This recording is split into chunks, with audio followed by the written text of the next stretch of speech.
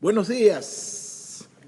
Estamos aquí en el gym de la iglesia porque hubieron dificultades ahí en el cuartico donde siempre estudiamos, pero estos van a ser los últimos capítulos de este libro que vamos a estudiar hoy. ¿Ok? Entonces comenzaremos en el libro 22, capítulo 22. Estamos en 2 Samuel, capítulo 22. Dice así: David dedicó este cantito al Señor cuando el Señor lo libró de Saúl y de todos sus enemigos. Este cantito que vamos a estudiar ahorita es de David. Entonces usted sabe que David hizo muchos salmos. Entonces eso lo podemos ver en el libro de Salmos, capítulo 18, del versículo 1 al 50. Lo podemos ver este cantito que vamos a estudiar ahora acerca de hoy. ¿Ok? David dedicó este cantito al Señor cuando el Señor lo libró de Saúl y de todos sus enemigos.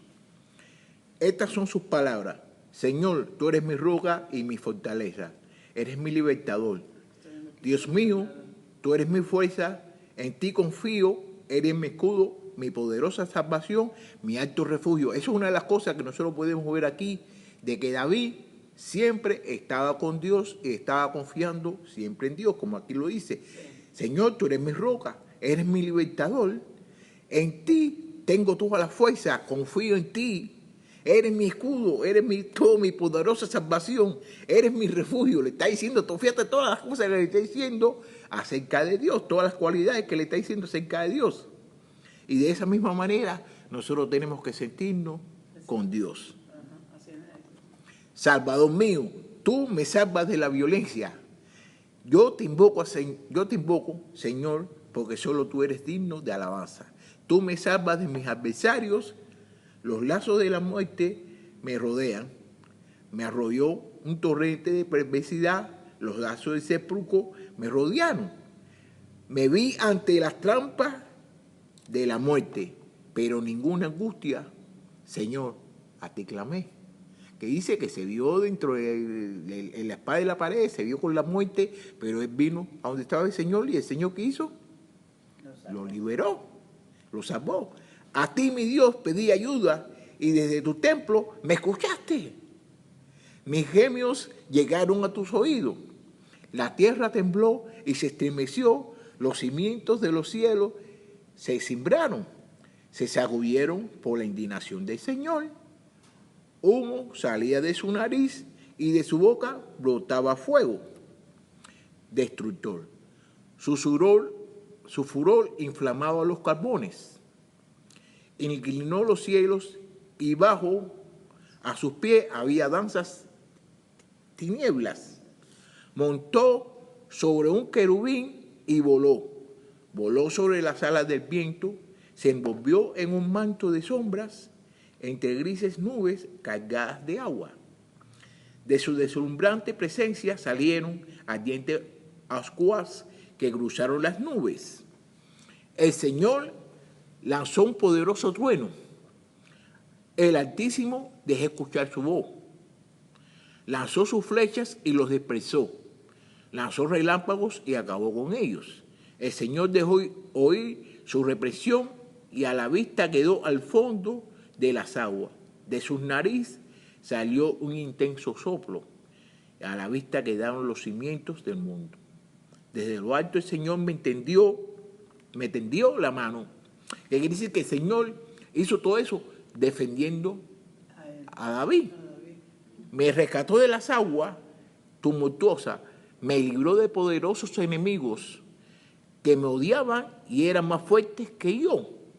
Me atacaron en el día de mi desgracia, pero el Señor me dio su apoyo, me llevó a un terreno espacioso y me salvó, porque se agradó de mí. Que dice que el Señor siempre se agradó de él, y había muchos enemigos que eran mucho más grandes que él, y siempre el Señor los liberaba.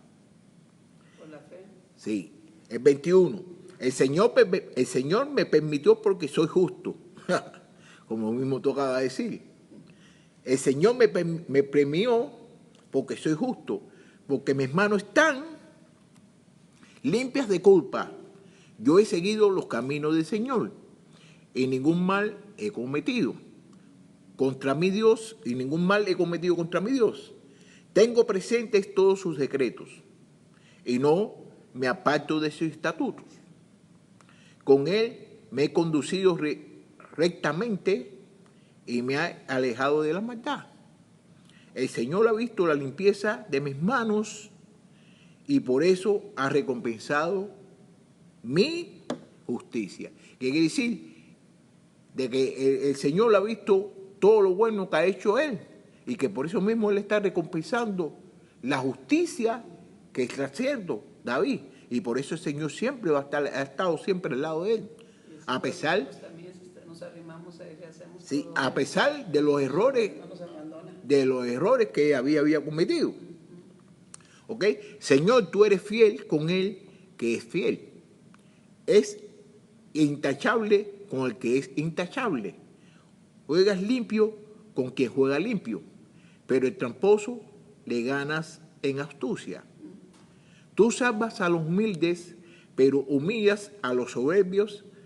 Señor, mi Dios, tú mantienes mi lámpara encendida. Tú eres la luz de mis tinieblas. Con tu ayuda, mi Dios, puedo vencer el ejército y derribar murallas. Fíjate, con tu ayuda, Dios, puedo vencer el ejército y derribar murallas. ¿Qué quiere decir? De que sin Dios, Él no puede hacer eso, que tiene que ser con la ayuda de Dios. Y todos nosotros que nosotros hacemos, lo debemos hacer con la ayuda de Dios. Cuando hacemos con la ayuda de Dios, no hay nada ni nadie que pueda estar en contra de nosotros. El camino de Dios es perfecto. La palabra del Señor acrisolada, Dios es el escudo de los que en Él confían. Aparte del Señor, no hay otro Dios. Aparte de nuestro Dios, no hay otra roca. Dios es quien me infunde fuerzas. Dios es quien endereza mi camino. Dios es quien me aligera los pies y me hace correr como un venado. Dios es quien me afirma en las alturas. Dios adiestra mis manos para el combate y me da fuerza para tensar el arco de bronce. Tú me diste el escudo de tu salvación y con tu bondad me engrandeciste, me pusiste sobre un terreno espacioso para que mis pies no resbalaran. Fíjate, todo lo que está diciendo aquí, se encierra en un versículo que creo que está en el libro de Santiago, que dice que todo lo puedo hacer en Dios que me fortalece. Que me fortalece, sí. Yo tengo ese versículo enfrente. Todo lo puedo hacer yo en Dios porque me fortalece. ¿Ok? Entonces, aquí en el 38 dice, así puedo perseguir y alcanzar a mis adversarios. Y no volví hasta verlos exterminados. Y lo herí y ya no se levantaron, quedaron tendidos debajo de mis pies. Tú me infundiste fuerza para la batalla, para vencer y humillar a mis adversarios. Tú lo hiciste poner en retirada y así acabé con los que me odiaban. Clamaron a ti, Señor, pero no lo entendiste, no lo atendiste. No hubo nadie que los ayudara. Lo hice polvo, los hice como a terrones. Los pisoteé como el lodo en las calles. Tú me libraste de un pueblo rebelde y me pusiste al frente de las naciones. Gente que yo no conocía viene a servirme. Gente extraña me rinde homenaje. Apenas me escuchan, me obedecen. Apenas me escuchan, me obedecen. Gente de otros pueblos se llena de miedo y sale temblando de su escondite. Viva el Señor, bendita sea mi roca. Exaltado sea de Dios, sea el Dios de mi salvación. Es el Dios que bendiga mis agravios y somete a las naciones bajo mis pies. Es el Dios que me libra de mis adversarios, que me eleva por encima de mis oponentes. ¿Qué me importa poner a salvo de los violentos. ¿Qué me pone a salvo de los violentos? Por eso alabo al Señor entre los pueblos. Dios lo pone siempre adelante. Y entonces él está alabando a Dios por todas las cosas buenas que Dios le ha hecho. Y estas mismas cosas que Dios le ha hecho a David, también las puede hacer a nosotros. Sí, pues todo esto es Lo que para- tenemos es que tener fe y confiar en Él.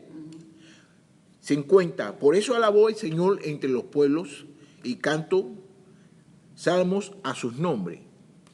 51. El Señor de la victoria al rey, el Señor da la victoria al rey, siempre es misericordioso con su ungido, con David y con sus descendientes. 23. Estas son las últimas palabras de David, el hijo de Jesse. Así se expresó el dulce cantor de Israel, el hombre exaltado y ungido por el Dios de Jacob. El Espíritu del Señor ha hablado por mí. Ha usado mi lengua para comunicar sus palabras. Así ha dicho el Dios de Israel. Así me ha hablado la roca de Israel. Un hombre justo y temeroso de Dios. Establecerá su reino entre los hombres. Será como la luz de la mañana, como el sol brillante de un claro amanecer, como la lluvia que hace renacer la hierba. Así tratará Dios a mis descendientes. ¿Qué dice? Que Dios va a tratar a los descendientes de Él. ¿Cómo?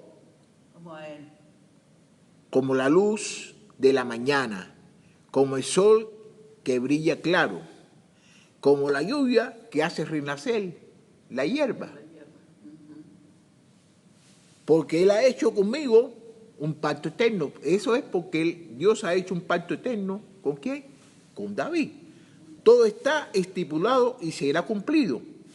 Dios siempre me dará la victoria y dará cumplimiento a mis deseos.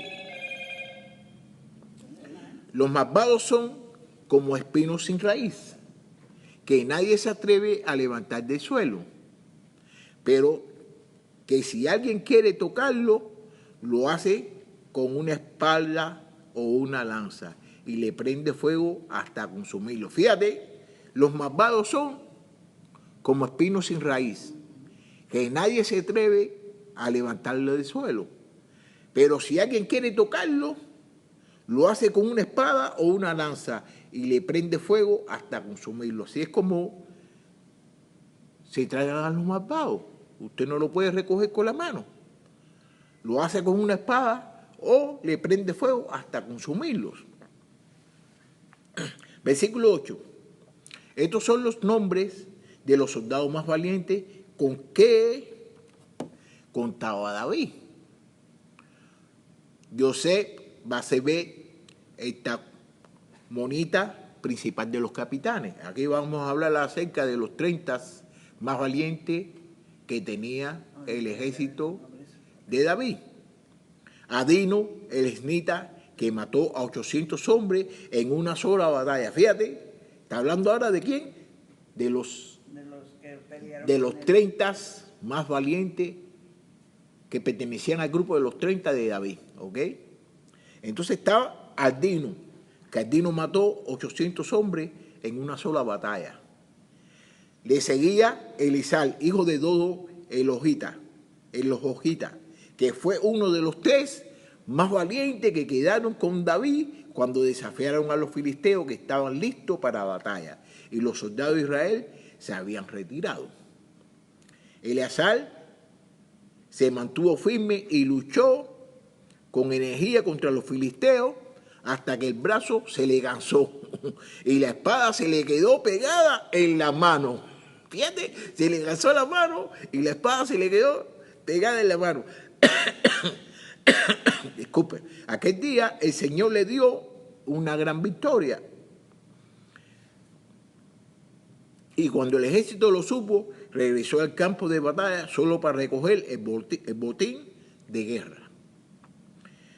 Le seguía Sama, hijo de Agé, el Lagarita. los filisteos se reunieron en Leí, donde había un sembradío de lentejas, y el ejército israelita huyó por temor a los filisteos. Pero Sama se paró en medio de ese terreno y los defendió, derrotó a los filisteos y el Señor les dio una gran victoria. 13. Cuando llegó el tiempo de la cosecha, 3 de los 30 jefes se encontraron con David en la cueva de Adulán, mientras los filisteos acampaban en el valle de Efraín. David estaba en una fortaleza y los filisteos tenían una guarnición en Belén. Y como David tenía mucha sed, dijo: ¿cómo quisiera beber un poco de agua del pozo que está en la entrada de Belén? Vamos a ver lo que va a suceder aquí ahora. David tiene sed, entonces está diciendo que cómo es que quisiera tomar el agua del pozo que está en Belén, a la entrada. Entonces los 3 valientes, fíjate lo que los 3 valientes van a hacer, irrumpieron el campamento filisteo y sacaron el agua del pozo de Belén y se la llevaron a David, pero él no quiso, sino que la derramó en el suelo como ofrenda al Señor y dijo, fíjate, ¿qué hicieron ellos? David tenía sed. Fueron y la agarraron. Y fueron en donde estaba el campamento de los filisteos. Y fueron y agarraron el agua para el rey. Pero David, al ver eso, que le trajeron el agua, la derramó en el suelo como ofrenda al Señor. 17. Que el Señor me libre de hacer esto. Fíjate lo que dice, que el Señor me libre de hacer esto. Sería como si bebiera la sangre de estos valientes que pusieron en peligro su vida y no lo quiso beber. Tal fue la hazaña de esos 3 valientes. ¿Qué quise decir? De que él no quiso beberlo. ¿Por qué? Porque ellos, ¿Cómo era la sangre de él? si se la tomaba, era como si se estuviera tomando la sangre de ellos, porque ellos fueron a dar la vida por traerle agua a él. Entonces, él se la dio como ofrenda a Dios. 18. Abisaí. ¿Se recuerdan de Abisaí, no? Ahorita se van a recordar. Abisaí, el hermano de Job, hijo de Zeruya, era el más valiente de los 30. Fíjate. Fíjate. Abisaí, el hermano de Job, era hijo de Zeruya, era el más valiente de los 30. Así que Abisaí era el más valiente. Lo demostró al matar con su lanza a 300 guerreros. Con esto se hizo famoso entre los 3. Fíjate, tenía los 30, y aparte de eso tenía los 30, tenía 3 también. 3 que eran más, tú sabes, más valientes, ¿no me entiendes? Y entonces él se hizo famoso. ¿Por qué? Porque mató a 300 guerreros con su famosa lanza. Era, de hecho, el más famoso de los 30 y llegó a ser su jefe, pero no llegó a igualar a los 3 primeros. Le seguía Benías, hijo de Joyada, hijo de un valiente de Capsel, que realizó grandes proezas, mató a 2 moabitas y muy aguerridos. Y un día que estaba nevando, se metió a un foso y mató a un león. Fíjate, mató a 2 moabitas que eran moabitas de guerra, que estaban preparados para la guerra. Y también, ¿qué hizo? Se metió en un foso y mató ¿a quién? A un león. A un león. En otro caso, ¿cómo se llama esto? Con un gigante, como se peleó David, que se peleó con la lanza, ¿no? Pero él se peleó ¿con qué? Con un palo. Y lo desarmó y lo mató con su propia lanza. Con esto, Benaía, hijo de Joyada, se hizo famoso entre los 3 valientes. Aunque se destacó entre los 30 más valientes, no logró igualar a los 3 primeros. Sin embargo, David lo puso como jefe de su guardia personal, lo puso como guardaespaldas. Asael, que era hermano de Job, fue contado entre los 30 más valientes. Elihana, hijo de Dodo, de Belén, Samá, el Arodita, Elica, el Arodita, Elés, el Partita, Ira, hijo de Iques, el Tecoita, Abisel, el Anatotita, Mebuaní, el Husatita, Salomón, el Ajojita, Maraei, el Netofatita, Yeleb, hijo de Banana, el Nefotolita, Itai, hijo de Ribai, el Bejamonita de Gabá. Benías, el Piratonita, Hidei, el de Arroyo de Gá, Abí, Albón, el Albatita, Asmabé, el Barhumita, Elijabá, el Salbonita, Jonatán, de los descendientes de Jasén, Samá, el Ararita, Ahián, hijo de Saral, el Ararita, Elifilet, hijo de Ahabasí, nieto de Macá, Elían, hijo de Agitoefel, el Gilonita, Jezreel, el Carmelita, Parei, el Albita, Igal, hijo de Natán, el de Sobá, Baní, el Gadita, Selec, el Amonita, Naharei, el Beroita, que era el escudero de Job, hijo de Zeruya. Ira, el Itrita, Gareb, el Itrita, Urias, el Itita, en total 37 valientes. Ahora vamos para el capítulo 24 y último de este libro. Y el Señor volvió a enojarse con el pueblo de Israel e indujo a David a levantar un censo de todo Israel y Judá. El Señor se volvió a enojar, entonces le dijo a David de que hiciera un censo de Israel y de todo Judá. ¿Ok? Llamó a Job, que era el general de su ejército, y le dijo: ve y recorre todas las tribus de Israel, desde Dan hasta Beerseba, y haz un censo del pueblo, quiero saber cuántos son. Pero Job le respondió al rey: que el Señor multiplique al pueblo 100 veces y que su majestad llegue a verlo, porque quiere su majestad hacerlo esto.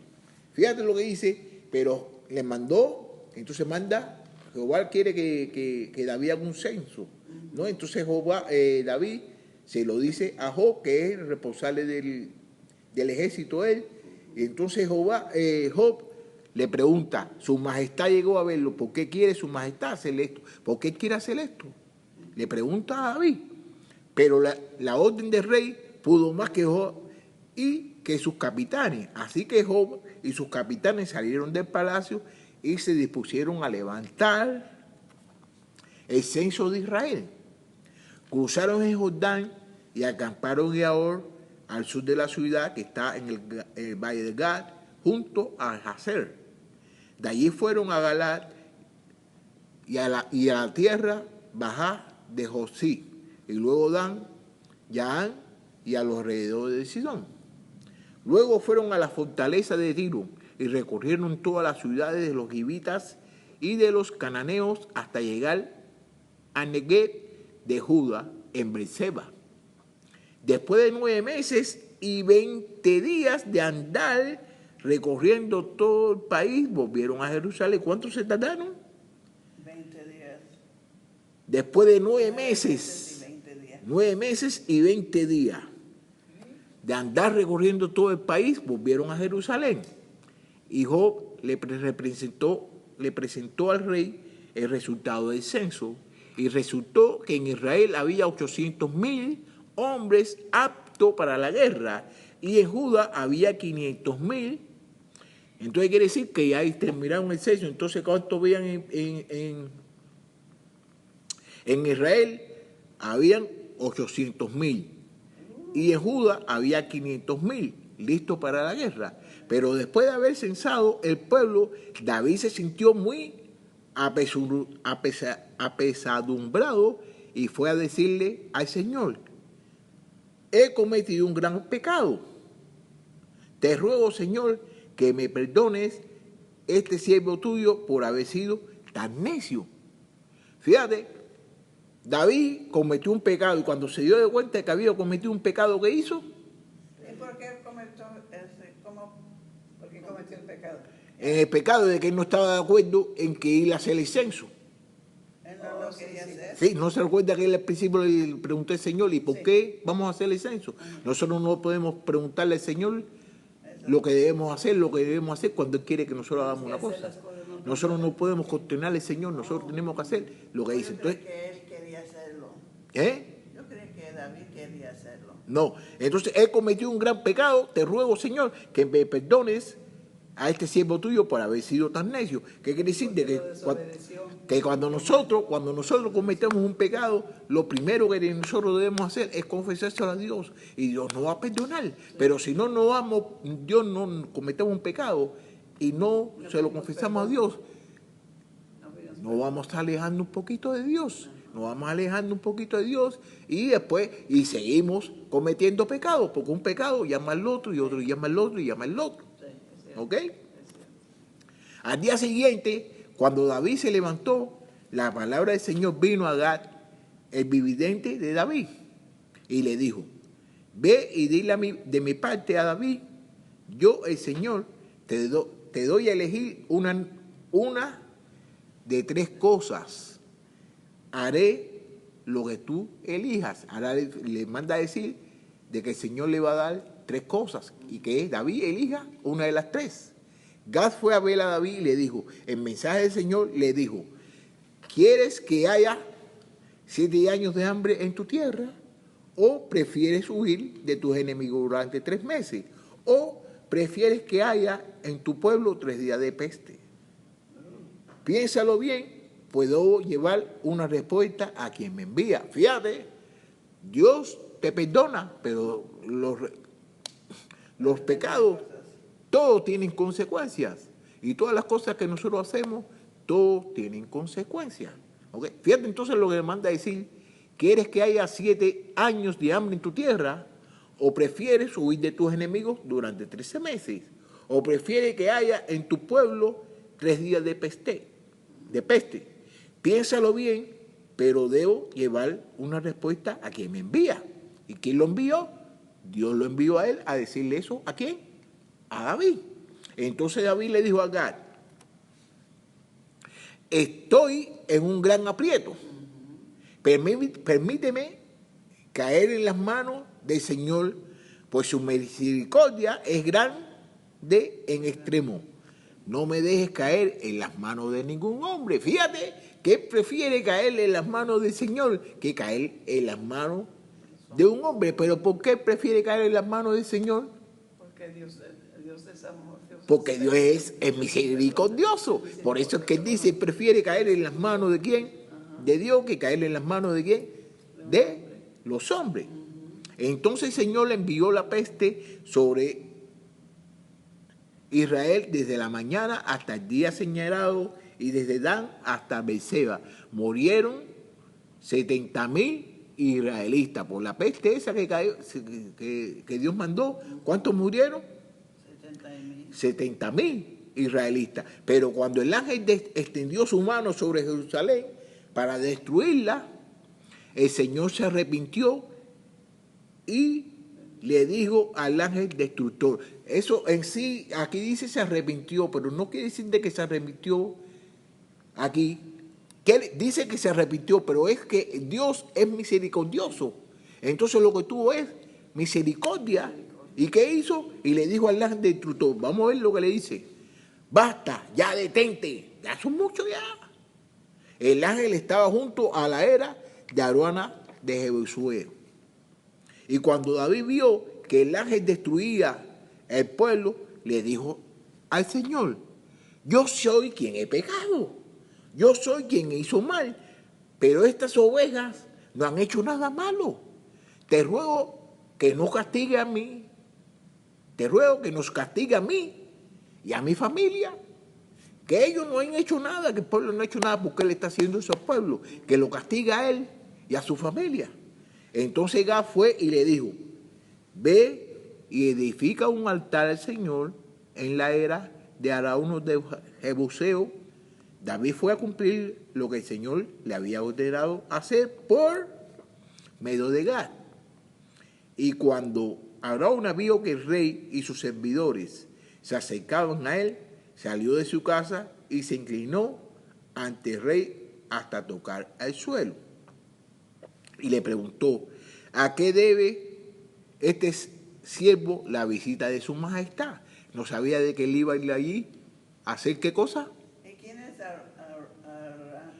No lo dice, pero a lo mejor lo va a decir más tarde, pero esa es una persona, ¿no? Entonces fue allí fue a donde Dios lo mandó, porque ahí Dios manda a quién. Mira, entonces Gad fue y le dijo, ve y edifica un altar en el Señor a la era de Araúno Jebuseo. No se sabe quién es, ¿tú me entiendes? Pero es una persona, después vamos a ver si lo dicen. Y si no, es más ratico, yo voy a tratar la manera de identificarlo quién es esa persona. David fue a cumplirlo lo que el Señor le había ordenado. Y por eso, por medio de Gad, y cuando Araúna vio que el rey, cuando llegaron donde estaba Araúna, ¿no? Vio que el rey y sus servidores se acercaban a él, salió de su casa y se inclinó ante el rey hasta tocar el suelo. Vamos a ver si podemos ver quién es Araúna. Vamos a verlo ahora.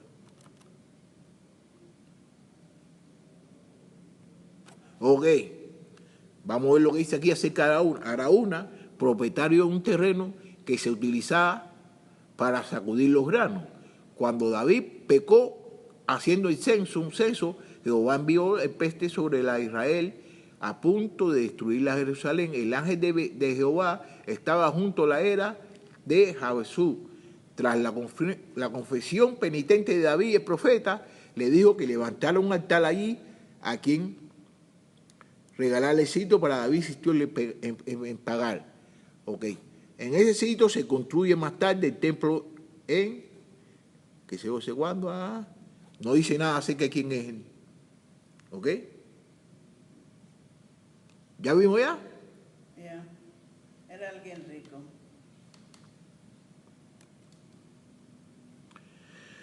Ok, entonces cuando Araúna vio que el rey y sus servidores se acercaban a él, salió de su casa y se inclinó ante el rey hasta tocar el suelo. Y le preguntó, ¿a qué debe este siervo la visita de su majestad?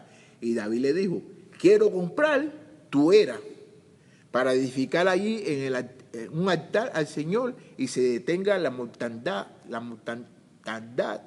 entre el pueblo. Araúna le respondió, tome su majestad lo que le parezca mejor. Yo le ofrezco los toros para el sacrificio y como leña puede usar los trillos y los yugos de las juntas. Todo lo que su majestad necesite, yo se lo doy. Todavía añadió Araúna, que el Señor sea propicio a su majestad. Dice que el Señor le sea bueno ¿a quién? A David.